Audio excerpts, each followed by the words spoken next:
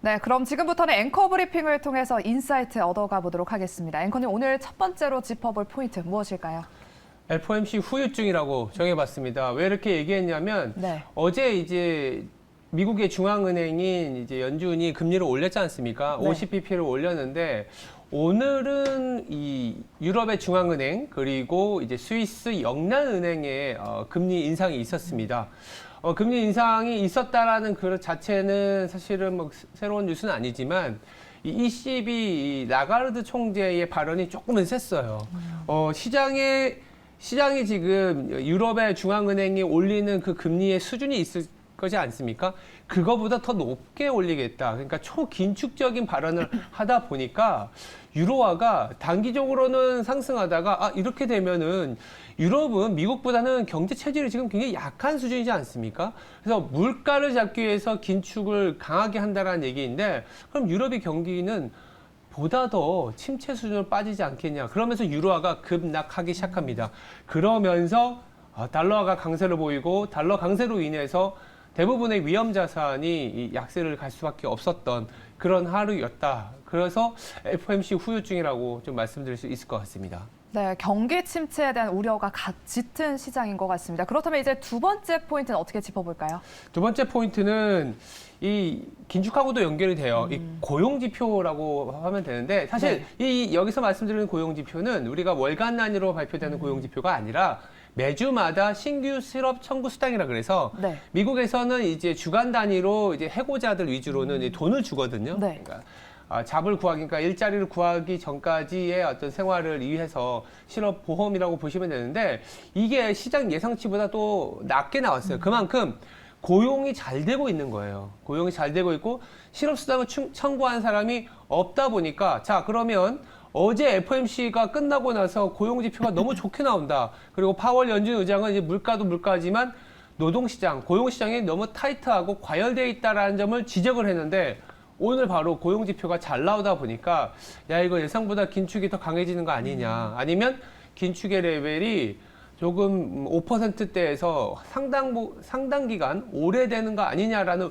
우려가 깊어지면서 나스닥 중심의 고밸류에이션 주식들이 나스닥 지수 자체가 지금 3% 이상 하락하지 않았습니까? 네. 물론 이제 단기적인 변동성이 있을 수는 있긴 하겠지만은 또다시 이제 금리 이슈 더불어서 고용에서 촉발된 긴축에 대한 부담감이 단기적으로는 오늘 하루 시장을 상당히 억누르는 그런 이슈였다라고 말씀드릴 수 있을 것 같아요. 네, 생각보다 강한 고용인 것 같습니다. 오늘 시장 대응까지 한번 이어가 보시도록 하고요. 네. 마지막으로 짚어볼 앵커 브리핑 무엇일까요?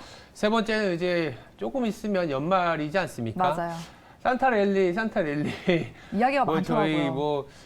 지연 아나운서가 그런 농담도 하더라고요. 네. 산타가 산을 타기 때문에 너무 힘들어서 맞아요. 산타랠리가 오지 않을 수도 있다.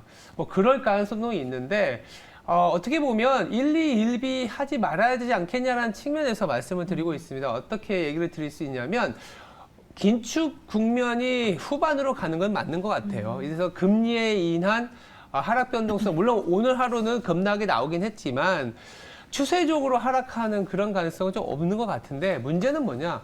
결국은 실적이 잘 나와줘야만이 시장이 이제 다시 다음 단계로 넘어갈 수 있는데 당장은 이 실적에 대한 기대치는 낮아지고 있는 거예요. 왜냐하면 아까 고용은 좋다고 했지만 그러니까 고용이 좋다고 해서 바로 소비가 나오는 건 아니지 않습니까? 그냥 내가 직장은 다니지만 점심때 편의점 가서 조금 힘들어진 경기라는 걸 감안해서 편의점 가서 소비를 할 수도 있는 부분이잖아요. 그래서 어저께 나온 소비 지표가 조금 안 좋게 나오다 보니까 이 소비 지표가 안 좋게 나온다는 거는 뭘까요? 기업의 매출이 안 나오는 거지 않습니까? 기업의 매출이 안 나오면 당연히 영업이익이 안 나오고 그러면 EPS가 안 나올 거고 지금의 시장을 당장 들어올리기는 어려울 수 있다.